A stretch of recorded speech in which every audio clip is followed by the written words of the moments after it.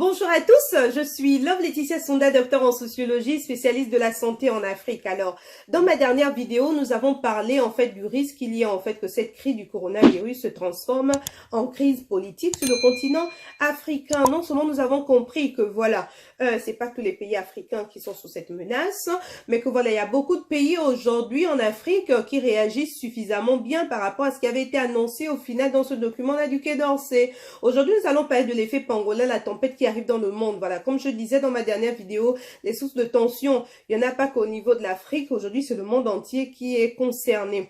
Donc, nous savons que l'Europe et l'Amérique sont les continents les plus touchés par cette pandémie. Le journal Le Monde nous dit d'ailleurs, à la date du 10 mai 2020, qu'il y a eu en fait 280 693 personnes décédées dans le monde à cause du coronavirus et que 80% de ces cas se sont produits en fait sur le continent européen et le continent américain.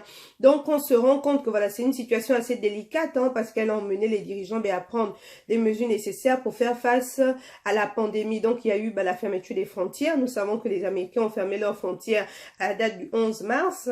Quelques jours plus tard, l'Europe a emboîté le même pas, la date du 17 mars 2020. L'Europe a également fermé ses frontières. Il y a eu également les confinements. En général, on parle de 4 semaines de confinement. Si je prends par exemple le cas de la France, il y a eu 8 semaines de confinement. Donc voilà, c'est des situations qui se passent pour certains, dans certains pays encore en ce moment et qui mettent en fait à rude épreuve l'économie en fait de ces grands pays-là, où aujourd'hui en fait les économistes sont suffisamment alarmistes dans le sens où ils parlent de catastrophe, de choc économique, et même le FMI nous dit la chose suivante, je cite, « Il est probable que l'économie mondiale connaisse cette année sa pire récession depuis la Grande Dépression, soit une récession plus grave que celle observée lors de la crise mondiale il y a une dizaine d'années. » Donc on voit que la situation est assez délicate.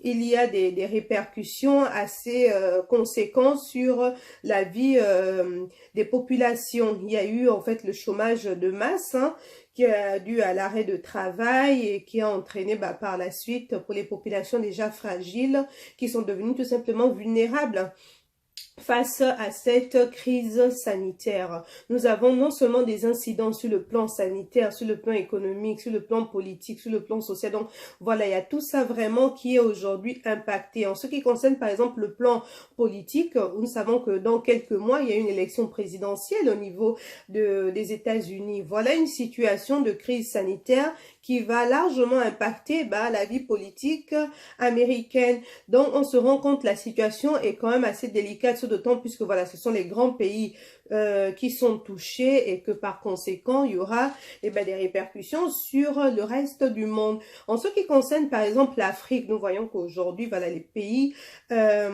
qui sont largement dépendants du pétrole, aujourd'hui commencent à en pâtir, d'où l'intérêt tout simplement de repenser en fait leur système économique. Et voilà aussi, il y a autre chose aussi que j'ai déjà expliqué aussi dans mes vidéos précédentes où j'ai parlé en fait de penser cette pandémie au niveau de l'Afrique sous la formule coronavirus plus développement, pour mettre en avant tous les atouts en fait dont le continent dispose, que ce soit au niveau de la médecine traditionnelle, de la jeunesse, de la population, du climat. Voilà, il y a plein des atouts qu'il va falloir mobiliser pour faire face en fait à ce choc là qui arrive dans le monde. Donc voilà, moi ce qui me paraissait être là intéressant à partager avec vous dans la suite de ma vidéo précédente. Je vous remercie et vous souhaite à tous à une prochaine fois en fait. Au revoir.